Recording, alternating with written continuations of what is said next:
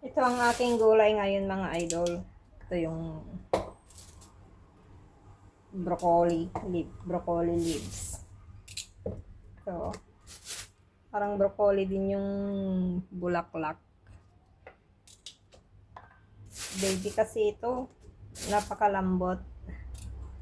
Pwede nating, ang pangluto natin dito ay pwedeng i-fry with butter, either i-boil lang.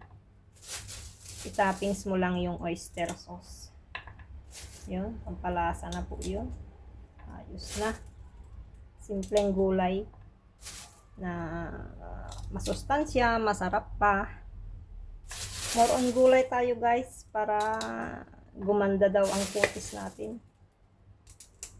Pero kakabilib.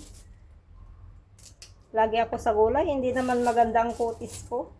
Kayo manggi pa rin. Oh. Hindi nagbabago mga idol. Yun siguro ang mga Pilipino. Sadyang ibang kulay. Salamat! Mag-more on gulay tayo. Thank you!